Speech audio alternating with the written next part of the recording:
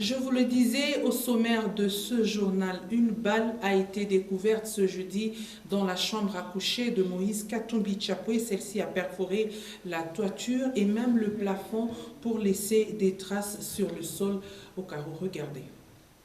Un fait qui ne s'observe pas tous les jours. La matinée de ce jeudi 6 août 2020, une douille de balle a été découverte dans la chambre à coucher de Moïse Katumbi en sa résidence privée de Lofoy. L'impact était fort vu que cette balle a perforé la toiture en cuivre, traversé le plafond pour échouer sur le pavement en y laissant des traces.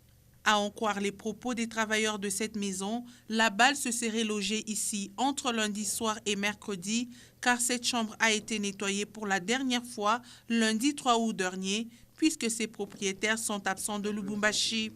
Une équipe d'experts en balistique a été rapidement dépêchée au domicile du président de Ensemble pour la République pour faire le constat. Parce que ça a perdu de vitesse, non pas ici. Ça a perdu de vitesse quelque part. Et maintenant, ça fait un mouvement de descente. Rien n'a filtré de l'opération d'enquête de ce jour, mais cette découverte a laissé sans voix tous les travailleurs de cette parcelle, surtout en ce moment d'absence de son propriétaire.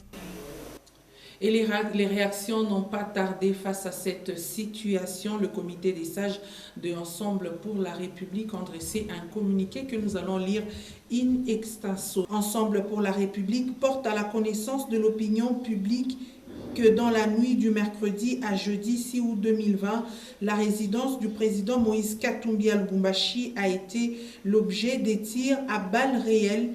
Descendus sur les lieux des faits, les services de police ont constaté qu'une balle a perforé le plafond de la résidence pour atterrir dans la chambre à coucher du président Katumbi. Lors de ces événements, Moïse Katumbi était à son village à Kachobwe avec toute sa famille.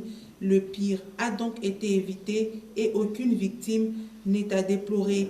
Ensemble pour la République dénonce avec vigueur cette insécurité entretenue et manifestement aujourd'hui orientée contre son président. Il rappelle que toute personne habitant sur les territoires nationaux a droit à la protection de son intégrité physique et de ses biens par les autorités publiques.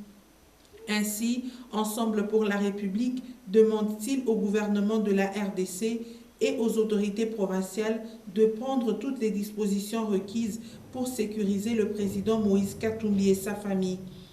Quelle que soit l'origine et les motivations des menaces et des intimidations dont il est l'objet, Moïse Katumbi poursuivra sans désemparer son combat pour l'avènement de la démocratie, l'état de droit et la bonne gouvernance en République démocratique du Congo. Fête à Kinshasa le 6 août 2020, c'est signé José Ndundu, Christophe Lutundula, Christian Mwando Simba, Salomon Idi Kalonda, Olivier Kamitatou et Dieudonné Bokolo Ketenge.